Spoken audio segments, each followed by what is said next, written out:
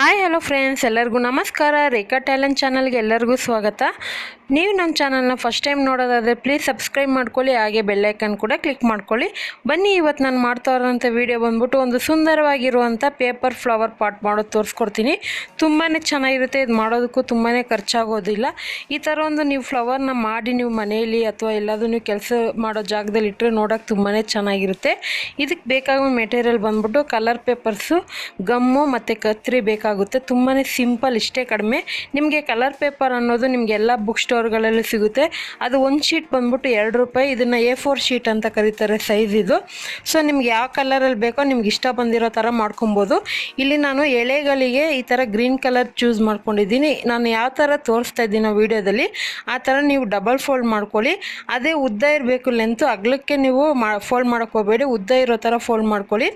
ಈಗ ನಾನು ಒಂದು ಈ ಥರ ಸ್ಕೇಲಿಂದ ಮಾರ್ಕ್ ಮಾಡ್ಕೊತಾ ಇದ್ದೀನಿ. ಇದೊಂದು ಕಟ್ ಮಾಡೋದಕ್ಕೆ ಮೆಜರ್ಮೆಂಟ್ ತೋರಿಸ್ತಾ ಇದ್ದೀನಿ. ಏನೋ ಹಂಗೆ ಡೈರೆಕ್ಟಾಗಿ ಕಟ್ ಮಾಡ್ಕೋಬೋದು, ಆದರೆ ಈ ಥರ ನಿಮ್ಗೆ ಮಾಡಿ ತೋರಿಸಿದ್ರೆ ಗೊತ್ತಾಗುತ್ತೆ, ಒಂದು ಐಡಿಯಾ ಒಂದೇ ಥರ ಲೆವೆಲಾಗಿ ಬರುತ್ತೆ ಅಂತ. ಇವಾಗ ಕತ್ರಿನಲ್ಲಿ ಏನು ನಾನು ತೋರಿಸ್ತಾ ಇದ್ದೀನಿ ಆ ಥರ ಕಟ್ ಮಾಡ್ಕೊಳ್ಳಿ. ಸುಮಾರು ಒಂದು ಅರ್ಧ ಇಂಚ್ ಗ್ಯಾಪ್ ಇರಬೇಕು. ಸೊ ಒಂದು ಅರ್ಧ ಇಂಚ್ ಮಾರ್ಕ್ ಇದ್ದರೆ ಕರೆಕ್ಟಾಗಿ ಒಂದೇ ಸಮ ಬರುತ್ತೆ. ಇದನ್ನು ತೀರಾ ದೊಡ್ಡದಾಗೂ ಮಾಡೋಕ್ಕೆ ಹೋಗ್ಬೇಡಿ, ತೀರಾ ಚಿಕ್ಕ ಸೈಜಾಗೂ ಮಾಡೋಕ್ಕೆ ಹೋಗ್ಬೇಡಿ.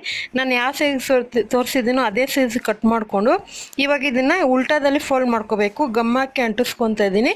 ಈ ಥರ ಉಲ್ಟಾ ಮಾಡೋದ್ರಿಂದ ನಿಮಗೆ ಆ ಶೇಪ್ ಅನ್ನೋದು ಒಂದು ಲುಕ್ಕಾಗಿ ಸೂಪರಾಗಿ ಬರುತ್ತೆ. ಅದಕ್ಕೋಸ್ಕರನೇ ನೋಡಿ, ಇವಾಗ ಇದನ್ನು ಅಂಟಿಸ್ಕೊಂಡಿದ್ದೀನಲ್ವ.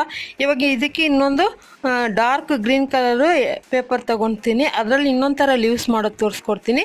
ಸೊ ಅದನ್ನು ಸ್ವಲ್ಪ ಆರೋದಕ್ಕೆ ಬಿಡೋಣ, ಅದು ಸ್ವಲ್ಪ ಡ್ರೈ ಆಗಲಿ. ಅಷ್ಟೊತ್ತಿಗೆ ಇದನ್ನು ನಾನು ಡಬಲ್ ಫೋಲ್ಡ್ ಮಾಡ್ಕೊಂಡಿದ್ದೀನಿ. ಇದು ನೋಡಿ, ಇದು ಲೆಂತ್ ಬೇಕಾಗಿಲ್ಲ, ನಾರ್ಮಲ್ ಇರೋ ಶೀಟ್ನ ನೀವು ಡಬಲ್ ಫೋಲ್ಡ್ ಮಾಡ್ಕೊಂಡ್ರೆ ಸಾಕು. ಈಗ ಇದನ್ನು ನಾನು ಮಾರ್ಕ್ ಮಾಡ್ಕೊತೀನಿ, ಯಾಕಂದರೆ ನಾವು ಆಲ್ರೆಡಿ ಅದನ್ನು ಮಾರ್ಕ್ ಮಾಡ್ಕೊಂಡಿದ್ದೀರಲ್ವ, ಅದೇ ಅಳತೆಗೆ ಇದನ್ನು ಗಮ್ಮಲ್ಲಿ ಅಂಟಿಸ್ಕೋಬೇಕು. ಅದಕ್ಕೋಸ್ಕರ ಮಾರ್ಕ್ ಮಾಡ್ಕೊಂಡಿದ್ದೀನಿ. ಇದು ಲೀವ್ಸ್ ಈಸಿಯಾಗಿ ಕಟ್ ಮಾಡ್ಕೋಬೋದು. ನೋಡಿ, ಒಂದು ಸರಿ ನೋಡಿದ್ರೆ ನಿಮ್ಗೆ ಗೊತ್ತಾಗುತ್ತೆ ಐಡಿಯಾ ನಾನು ಯಾವ ಥರ ಕಟ್ ಮಾಡ್ಕೊತೀನಿ ಅಂತ. ಸೊ ಸ್ಟಾರ್ಟಿಂಗಿಂದ ನೀವು ಶೇಪ್ ತಗೊಂಡು ಬನ್ನಿ, ಆನಂತರ ಆ ಶೇಪ್ನ ಸೈಡಲ್ಲಿರುವಂಥ ಎಡ್ಜಸ್ನ ಕಟ್ ಮಾಡ್ಕೋಬೇಕು ಅಷ್ಟೇ. ಇದು ತುಂಬಾ ಈಸಿ. ನಿಮ್ಗೆ ಗೊತ್ತಾಗಿಲ್ಲ ಅಂದರೆ ಪೆನ್ಸಿಲಲ್ಲಿ ಇದೇ ಥರ ಮಾರ್ಕ್ ಮಾಡಿಕೊಂಡು ಸಹ ನೀವು ಕಟ್ ಮಾಡ್ಕೊಬೋದು. ಇಲ್ಲಾಂದರೆ ನಾನು ತೋರಿಸ್ತಾ ಇದ್ದೀನಲ್ಲ ಆ ಥರ ಕಟ್ ಮಾಡ್ಕೊಳ್ಳಿ, ನಿಮಗೆ ಈಸಿಯಾಗಿ ಇದು ಶೇಪ್ ಚೆನ್ನಾಗಿ ಬರುತ್ತೆ. ನೋಡಿ, ಇವಾಗ ಚೆನ್ನಾಗಿ ಬಂದಿದೆ ಶೇಪು. ಈ ಥರ ನೀವು ಮಾಡಿ ಮನೆಗೆ ಯಾವ ಥರ ಅದು ಡಿಸೈನ್ ಮಾಡ್ಕೋಬೋದು. ನಾನು ತೋರಿಸೋ ಥರ ಅಂತಲೇ ಇಲ್ಲ, ನಿಮ್ಗೆ ಐಡಿಯಾ ಯಾವ ಥರ ಬರುತ್ತೋ ಆ ಥರ ಮಾಡ್ಕೊಬೋದು.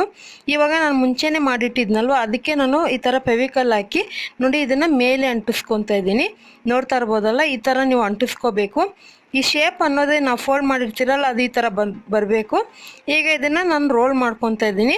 ಇದನ್ನು ನೀವು ಗಮ್ ಹಾಕಿ ಕೂಡ ರೋಲ್ ಮಾಡ್ಕೊಬೋದು, ಇಲ್ಲಾಂದರೆ ಈ ಥರ ರೋಲ್ ಮಾಡಿ ಗಮ್ ಟೇಪ್ ಇದ್ದರೆ ಅಂಟಿಸ್ಕೋಬೋದು.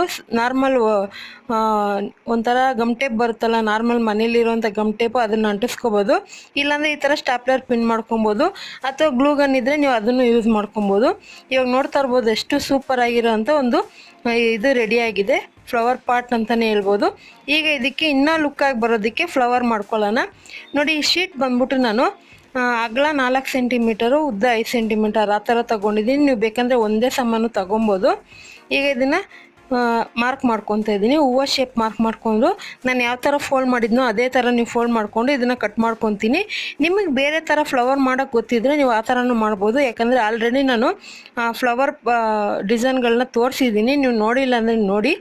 ಇವಾಗ ಈ ಥರ ಫ್ಲವರ್ ಮಾಡ್ಕೊಂಡಿದ್ದೀನಿ. ಈಗ ಮಧ್ಯಕ್ಕೆ ನೀವು ಯಾವುದಾದ್ರೂ ಸ್ಟೋನ್ ಇದ್ದರೆ ಅಂಟಿಸ್ಕೋಬೋದು, ಅಥವಾ ಯೆಲ್ಲೋ ಕಲರ್ ಪೇಪರ್ ಇದ್ದರೆ ಅದನ್ನೇ ರೌಂಡಾಗಿ ಕಟ್ ಮಾಡಿ ಅಂಟಿಸ್ಕೋಬೋದು.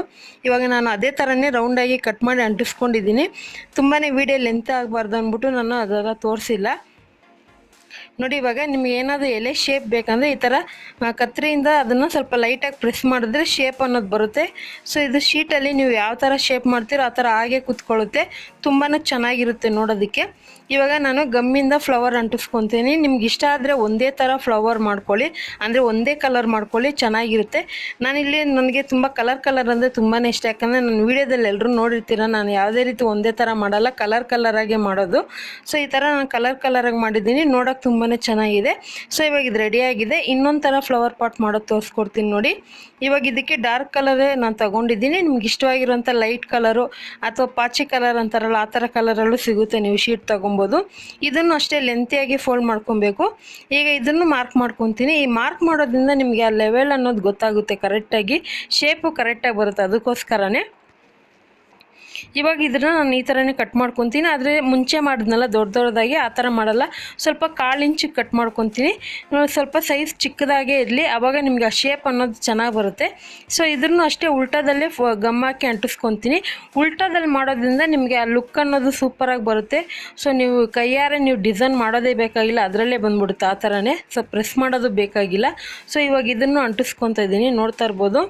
ನಿಮ್ಗೇನಾದರೂ ಅಡುಗೆನಲ್ಲಿ ಇಂಟ್ರೆಸ್ಟ್ ಇದೆ, ಆಲ್ರೆಡಿ ನಾನು ರೇಖಾ ಅಡುಗೆ ಚಾನಲ್ ಅಂತ ಇದೆ, ಸೊ ಅದನ್ನು ನೋಡ್ಕೊ ಬನ್ನಿ. ಇಷ್ಟ ಆದರೆ ಸಬ್ಸ್ಕ್ರೈಬ್ ಮಾಡ್ಕೊಳ್ಳಿ. ನಿಮಗೆಲ್ಲ ಥರ ರೆಸಿಪಿನೂ ನಾನು ಆ ಚಾನಲಲ್ಲಿ ಹಾಕಿದ್ದೀನಿ, ಸೊ ನೀವು ಚೆಕ್ ಮಾಡ್ಕೊಳ್ಳಿ. ಇವಾಗ ನಾನು ಇದನ್ನು ಈ ಥರ ರೋಲ್ ಮಾಡ್ಕೊತಾ ಇದ್ದೀನಿ. ಮುಂಚೆ ಸ್ವಲ್ಪ ದೊಡ್ಡದಾಗಿ ಮಾಡಿದ್ನಲ್ವ ಆ ಕ್ರಾಫ್ಟಲ್ಲಿ, ಇದು ಸ್ವಲ್ಪ ಚಿಕ್ಕದಾಗಿ ಮಾಡ್ಕೊಳ್ಳಿ.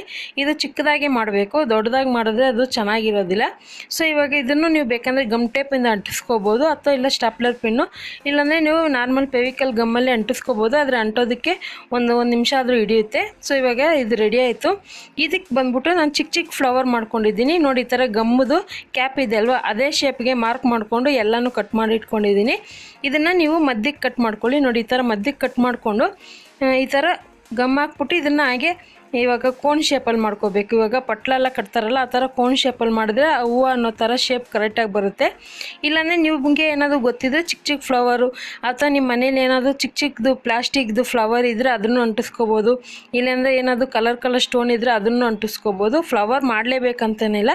ಮನೇಲಿ ವೇಸ್ಟಾಗಿ ಯಾವುದಾದ್ರು ಹಳೆ ಡ್ರೆಸ್ಸು ಬೇಡ ಅಂತ ಇಟ್ಟಿರ್ತೀರಲ್ಲ, ಅದರಲ್ಲಿ ಕೆಲವೊಂದು ಸ್ಟೋನು ಆ ಥರ ಮಣಿಗಳೆಲ್ಲ ಇರುತ್ತಲ್ಲ, ಅದನ್ನು ಬಿಸಾಡಬೇಡಿ, ತೆಗೆದಿಟ್ಕೊಳ್ಳಿ. ಈ ಥರ ಒಂದು ಸಿಂಪಲ್ ಕ್ರಾಫ್ಟ್ಗೆ ಯೂಸ್ ಆಗುತ್ತೆ. ಸೊ ಯಾವುದೇ ವಸ್ತುನ ಬಿಸಾಕೋಕ್ಕೆ ಮುಂಚೆ ಸ್ವಲ್ಪ ಯೋಚನೆ ಮಾಡಿ, ಅದರಿಂದ ಏನಾದರೂ ಉಪಯೋಗಕ್ಕೆ ಬಂದರೆ ಅದು ತಗೊಳ್ಳಿ, ಇಲ್ಲಾಂದರೆ ನೀವು ಬಿಸಾಕ್ಬೋದು. ನೋಡಿ ಇವಾಗ ಇದನ್ನು ಅಂಟಿಸ್ಕೊತಾ ಇದ್ದೀನಿ. ಇದೇ ರೀತಿ ಎಲ್ಲನೂ ಅಂಟಿಸ್ಕೊತೀನಿ. ಇದರಲ್ಲೂ ಅಷ್ಟೇ ನಾನು ಕಲರಾಗೆ ಮಾಡಿದ್ದೀನಿ. ಈ ಥರ ಒಂದು ಫ್ಲವರ್ ಮಾಡಿ ನೀವು ಟಿ.ವಿ ಟೇಬಲ್ ಮೇಲೆ, ಡೈನಿಂಗ್ ಟೇಬಲ್ ಮೇಲೆ, ಟೀಪಾಯ್ ಮೇಲೆ, ಅಥವಾ ನೀವು ಕೆಲಸ ಮಾಡೋವಂಥ ಕಂಪ್ಯೂಟ್ರ್ ಪಕ್ಕದಲ್ಲಿ ಇಟ್ಕೊಳ್ಳಿ. ತುಂಬಾ ಚೆನ್ನಾಗಿರುತ್ತೆ. ಯಾಕಂದರೆ ಈ ಥರ ನೀವು ಅಂಗಡಿಯಲ್ಲಿ ತೊಗೋಬೇಕಂದ್ರೆ ಕಾಸ್ಟ್ಲಿನೇ ಆಗುತ್ತೆ. ಈ ಥರ ನೀವು ಮಾಡಿ ಇಟ್ಕೊಂಡ್ರೆ ನಿಮಗೂ ಒಂದು ಸಮಾಧಾನ ಆಗುತ್ತೆ. ಸೊ ಖಂಡಿತ ಇವತ್ತು ತೋರಿಸಿರೋಂಥ ಈ ಕ್ರಾಫ್ಟ್ ವಿಡಿಯೋ ನಿಮಗೆಲ್ಲ ಇಷ್ಟ ಆಗಿದ್ರೆ ನೀವು ಇದೇ ರೀತಿ ಟ್ರೈ ಮಾಡಿ, ಯಾವ ರೀತಿ ಬಂದಂತ ಕಮೆಂಟ್ ಮಾಡಿ. ಇಷ್ಟ ಆದರೆ ಲೈಕ್ ಮಾಡಿ, ಫ್ಯಾಮಿಲಿ ಫ್ರೆಂಡ್ಸ್ಗೂ ಶೇರ್ ಮಾಡಿ. ಮತ್ತಷ್ಟು ಹೊಸ ವಿಡಿಯೋಗೆ ರೇಖಾ ಟ್ಯಾಲೆಂಟ್ ಚಾನಲ್ ಸಬ್ಸ್ಕ್ರೈಬ್ ಮಾಡ್ಕೊಳ್ಳಿ. Thank you for watching.